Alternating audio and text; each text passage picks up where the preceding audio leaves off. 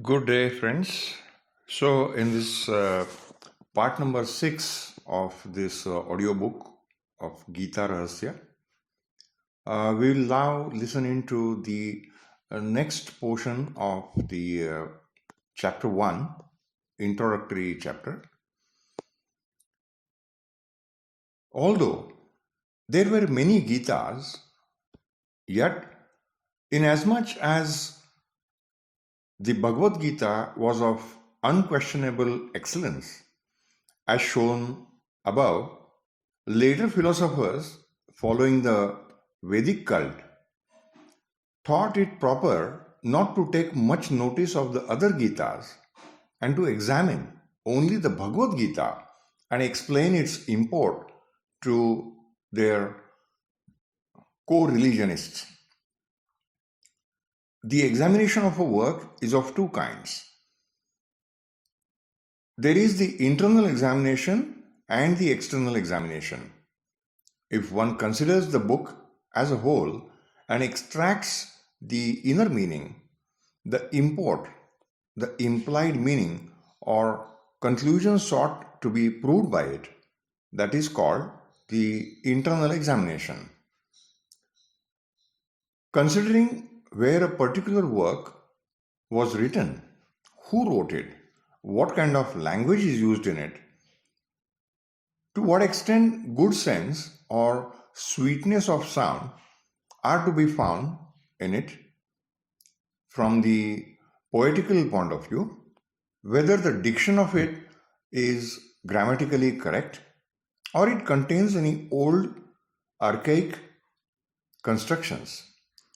what opinions, places, or personages are mentioned in it, and whether or not such references enable you to determine the date of the work or the social conditions availing at the time when the work was written, whether the ideas in the book are original or are borrowed from someone else, and if borrowed, then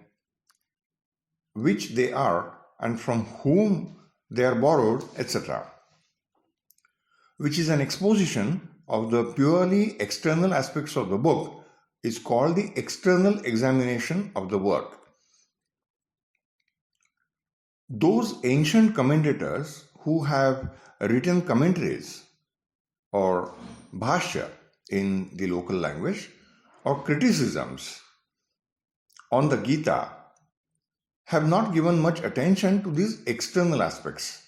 because considering these matters while examining a supernatural work like the Bhagavad Gita would, in their opinion, be like wasting time in merely counting the petals of an excellent flower instead of admiring its scent, color, or beauty, or in criticizing the combs of a honeycomb full of honey. But following the examples of Western critics, modern scholars are now devoting much attention to the external examination of the Gita. One of these has counted the archaic constructions in the Gita and come to the conclusion that this work must have been written at least a few centuries before the birth of Christ, and that the doubt that the path of devotion described in the Gita may have been adopted from the Christian religion, which was promulgated at a later date, is absolutely without foundation. Another scholar has taken it for granted that the aesthetic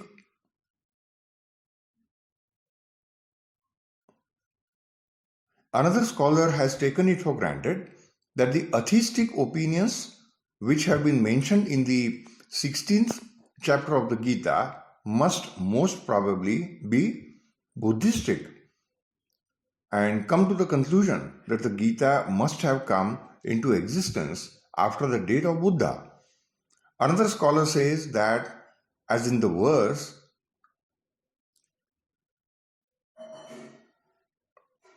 Brahma Sutra Padaishchaiva. In the 13th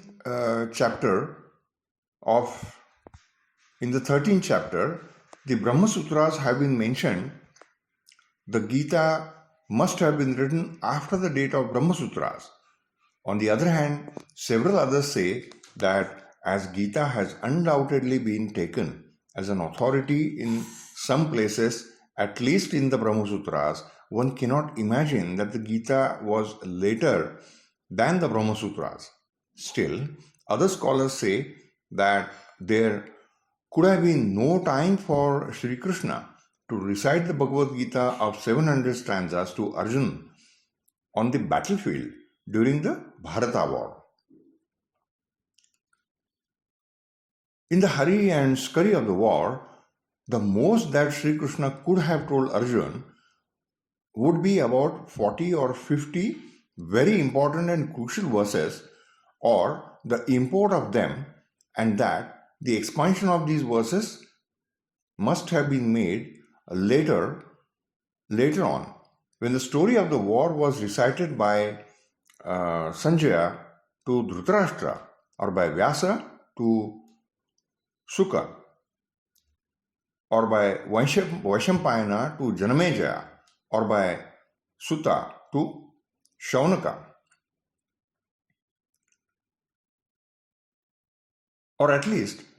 when the original Bharat was expanded by someone into the Mahabharata. When such an idea has taken root in the mind regarding the construction of the Gita, scholars have taken to diving into the oceans of the Gita, and some scholars have declared 7 and others 28 or 36 or 100 verses to be original verses of the Gita. Some have even gone to the length of saying that there was no occasion whatsoever for explaining to Arjuna the philosophy of the Brahman on the battlefield, and that this excellent treatise on the Vedanta philosophy has been interpolated by someone later on into the Mahabharata. It is not that these questions of external examination are totally useless. For instance, let us take the illustration of the petals of the flower or of the honeycomb, which was mentioned above. In classifying vegetables, it is very necessary to consider the petals of their flowers, and it has now been proved mathematically that there are to be found combs for storage of honey in a honeycomb, which are made with the idea of economizing as far as possible the quality of wax, and thereby reducing as far as possible the surface area of the external envelopes or combs, without in any way reducing the cubic contents of the comb in weight of the honey, and that thereby the inherent skill and intelligence of the bees can be proved. Therefore, taking into account these uses of such examination, I too have in the appendix at the end of this book considered some important points arising in the external examination of the Gita. But those who want to understand the esoteric import of any book should not waste time in these external examinations. In order to show the difference between those who understand the hidden message of the Vagdevi and those who formally worship her, the poet Murari has given a very excellent illustration. He says, if one wants to know of the immense depth of the ocean, whom should he ask for it? Whom should he ask of it? It is true that on the occasion of the war between Ram and Ravan, powerful and agile monkey warriors crossed the ocean without difficulty and reached Ceylon or Sri Lanka. But how could these poor fellows have gained any knowledge of the immense depth of the ocean? The only one who can know truly of this depth is the great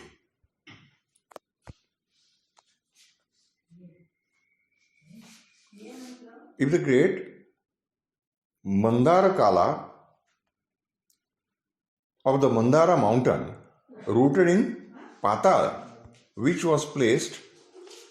by the gods at the bottom of the ocean in order to make it of a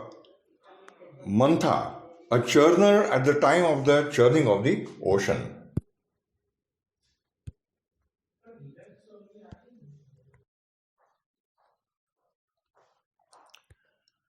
According to this logic of the poet Murari, we must now take into account only the words of those scholars and learned persons who have churned the ocean of the Gita in order to draw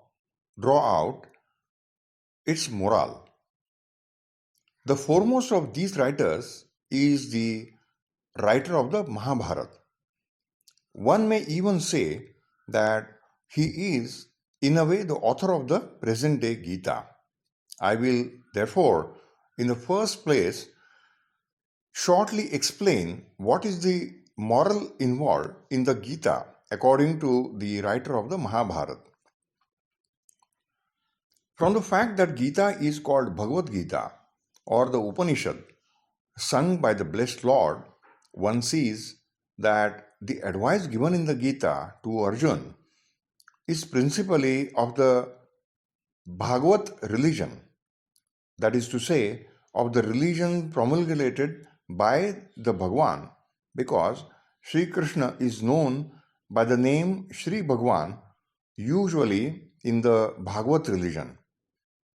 It is stated in the commencement of the 4th chapter of the Gita that this religion was nothing new but was something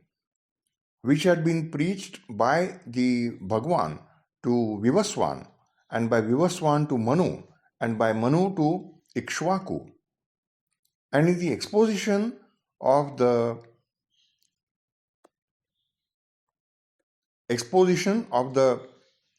Narayaniya or Bhagavat religion at the end of the Shanti Parva of the Mahabharata, after the tradition of the Bhagavat religion in the various incarnations of Brahmadev, that is, during the various kalpas, has been described. It is stated in the description of the Treta Yuga out of the present life of Brahmadeva that the Bhagavat religion has been traditionally handed down by Vivaswan to Manu and by Manu to Ikshvaku. These two traditions are consistent with each other, and in as much as the traditions of the two different religions cannot be the same, one comes to the necessary conclusion on seeing this unity of traditions that the Gita religion and the Bhagavat religion must be one and the same. But this matter does not depend on inference alone.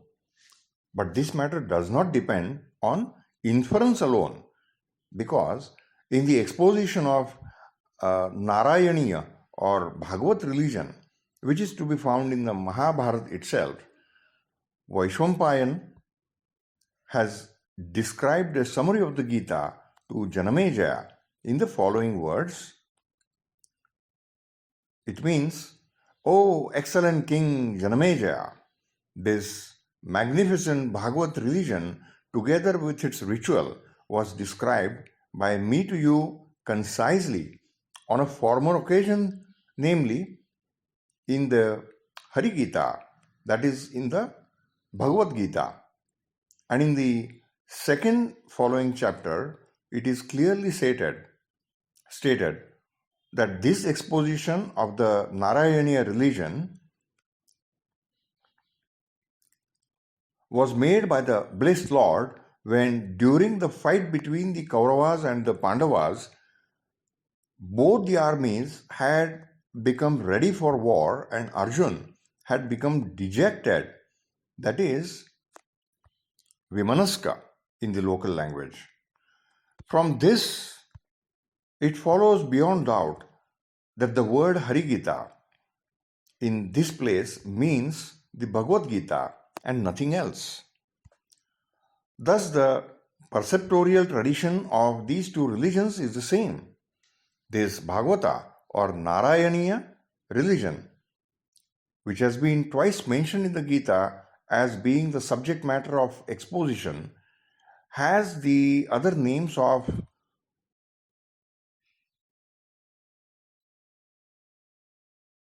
Satvata or Ekantika religion, and where the religion is being expounded in the Mahabharata. Its twofold quality is described this way. This Narayana religion is such as obviates rebirth, that is punarjanma in local language, which means it gives complete release, moksha, and is also energistic, or in the local language, pravruttipara. And then it is clearly explained how this religion is energistic. The word energism or pravrutti in local language, it is understood in popular acceptance as meaning performing desirelessly the duties which pertain to one's status in life according to the arrangement of the four castes without taking up asceticism, or in the local language, sannyasa. It therefore follows that the sermon given in the Gita to Arjun is of the Bhagavad religion, and inasmuch as that religion is energistic, it also follows that the writer of the Mahabharata looked upon that advice also as energistic. Nevertheless, it is not that the Gita contains only the energistic Bhagavat religion. Vaishampayana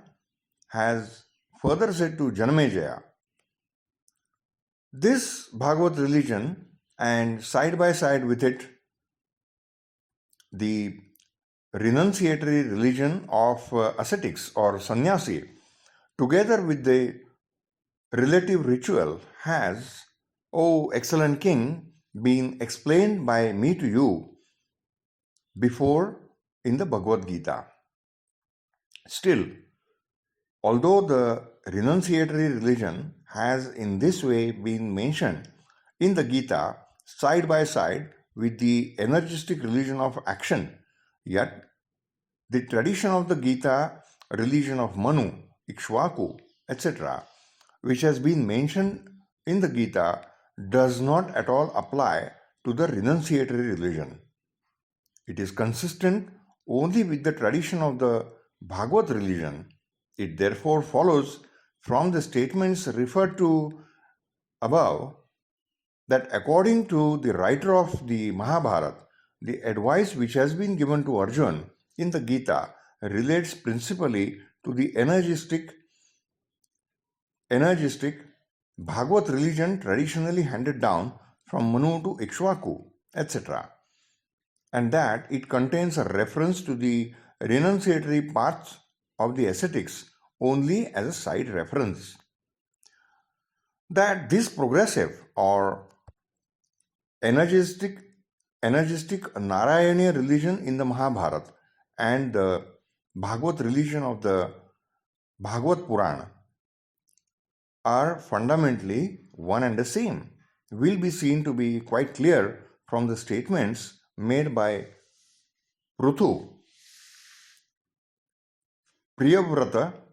Prahlada, and other devotees of the Blessed Lord, or from the other descriptions of the path of desireless action which are to be found elsewhere in the Bhagavad. But the true purpose of the Bhagavad Purana is not to justify the energistic principles in favor of action contained in the Bhagavad religion. This justification is to be found in the Mahabharata or principally in the Gita. But it is stated in the earlier chapters of the Bhagavad that while justifying these principles, Sri Vyasa forgot to define the moral value of the devotional aspect of the Bhagavad religion. And as desireless action, that is Naishkarmya in the local language, by itself is useless without devotion. The Bhagavad Purana had to be subsequently written to make up for this deficit. From this, the real import of the Bhagavad Purana became quite clear. And on that account, the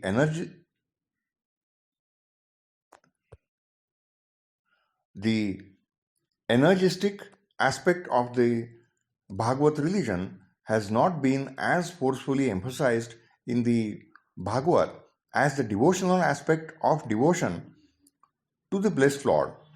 which has been explained by the recitation of numerous stories. Nay, the writer of the Bhagavad says that all yoga of energism, that is karma yoga,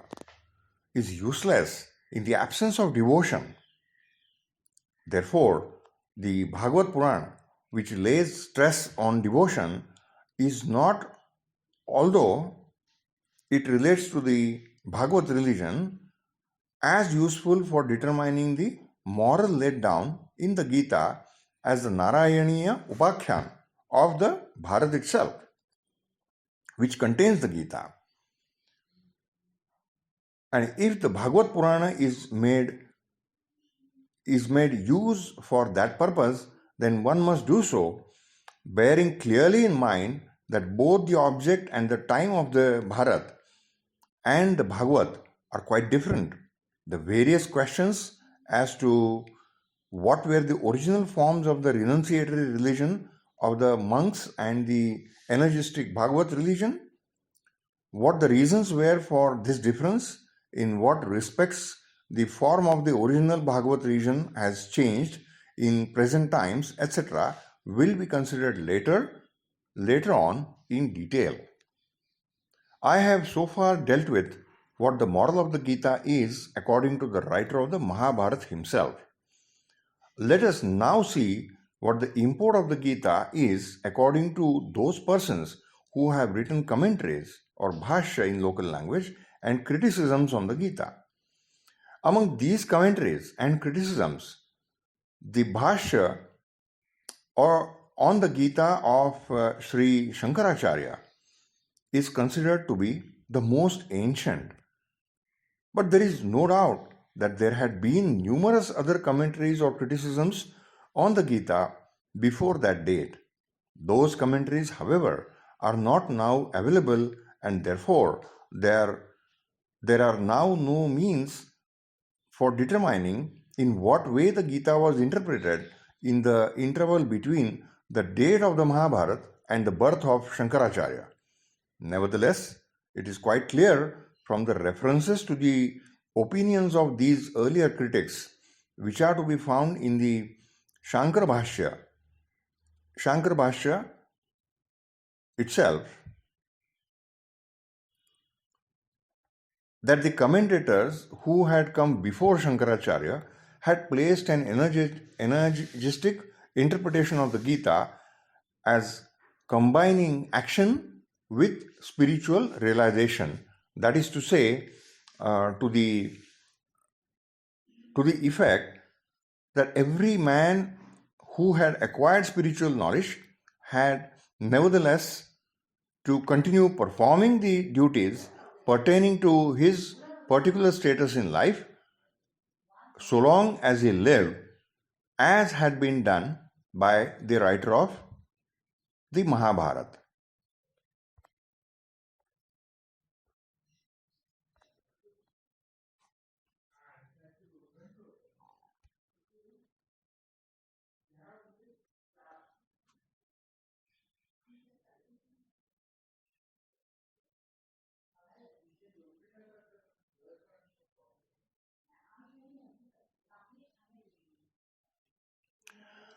But as this doctrine of the Vedic Karma Yoga was not palatable to Shankaracharya, he has in the commencement of the Bhashya, in the introduction, clearly stated that he had written the Bhashya with the sole intention of refuting that opinion and of explaining what the esoteric moral of the Gita was according to himself. As a matter of fact, this is exactly what the word Bhashya means. The two words commentary, meaning Bhashya, and the criticism, that is Tika, are, it is true, often used as being synonymous, but ordinarily Tika means explaining the plain meaning of the original work and making the understanding of the words in it easy. But the writer of the Bhashya does not remain satisfied with that. He critically and logically examines the entire work and explains what its purport is according to his opinion, and how that work has to be interpreted consistently with that purport. That is the nature of Shankar Bhashya on the Gita. But the different way in which the Acharya has interpreted the moral of the Gita requires the previous history to be shortly mentioned before one understands the underlying reason for it. The Vedic religion was not purely ritualistic, and the Upanishads had minutely considered, even in very ancient times, the deep underlying import of it. But as these Upanishads have been written by different rishis at different times, they contain various kinds of thoughts, and some of them are apparently mutually contradictory.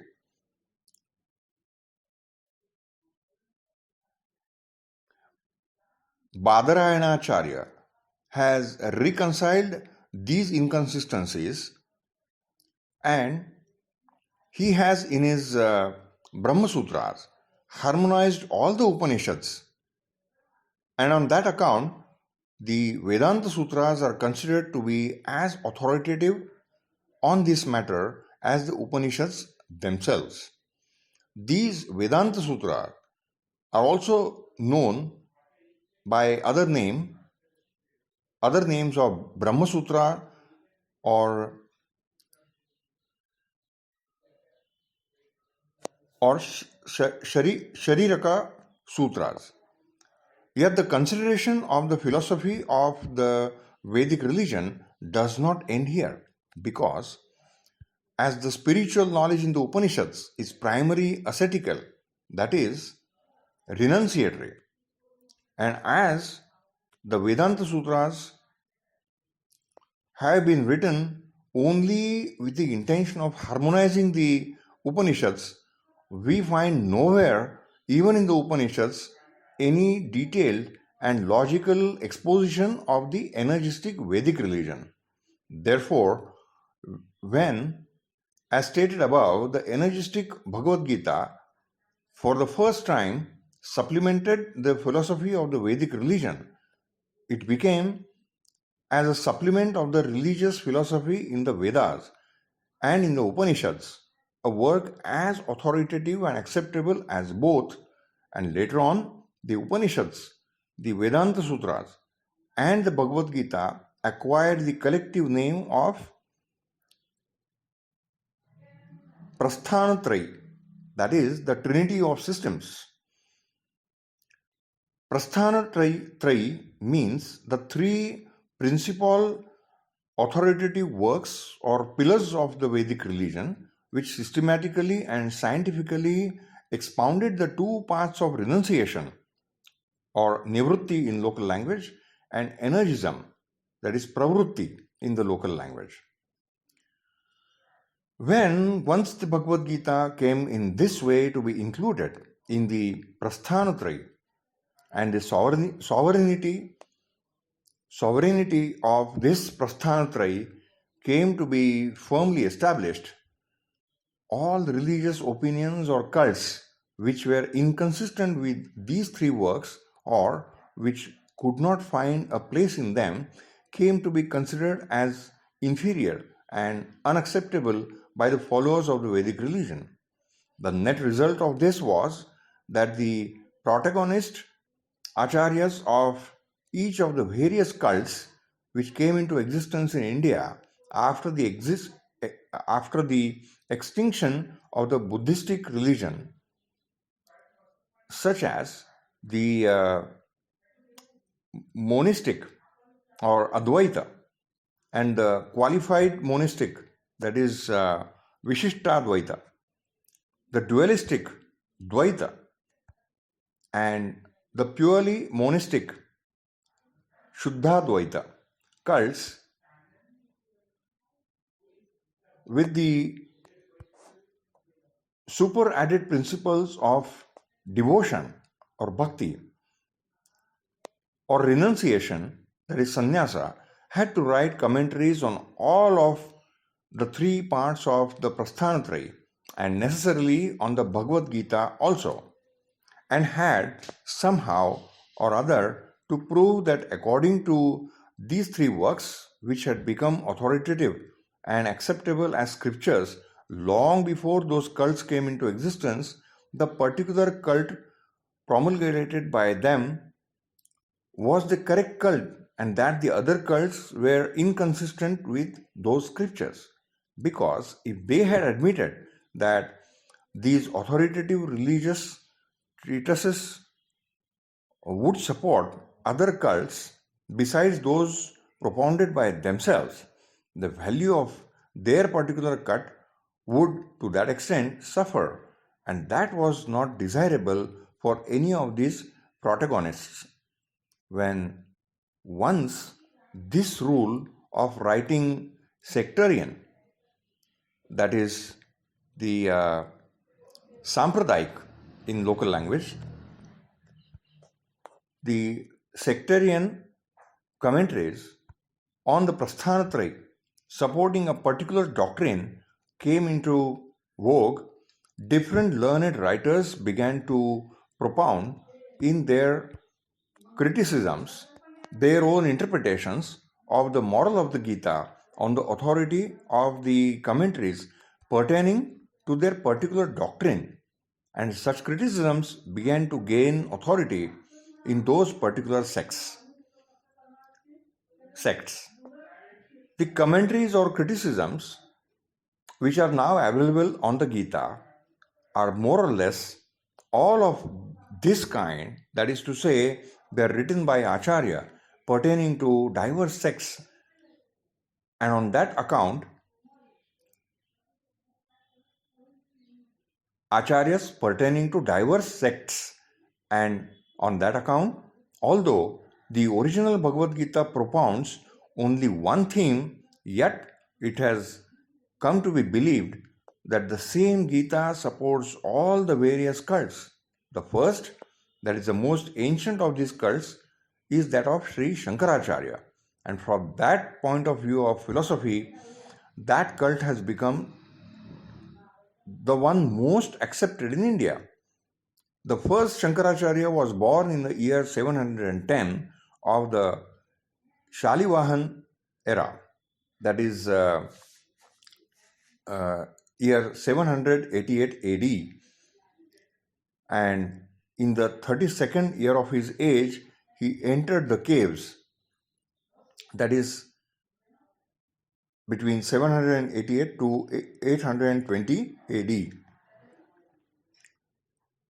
The Acharya was a superman and a great sage, and he had, by his brilliant intellectual power, refuted the Jain and Buddhistic doctrines, which had then gained ground on all sides, and established his own non-dualistic, that is Advaita doctrine, and as is well known, he established 4 monasteries or matha in the 4 directions of India for the protection of the Vedic religion contained in the Shrutis and Smrutis. And for the second time in the Kali Yuga, gave currency to the Vedic renunciatory doctrine or cult of asceticism or sannyasa. Whatever religious doctrine is taken, it naturally falls into two divisions. One is the philosophical aspect of it, and the other, the actual mode of life prescribed by it. In the first part, the meaning of release or moksha in local language is usually explained in a scientific and logical way after explaining what conclusions must be drawn as to the nature of the Parameshwara after proper consideration of the material body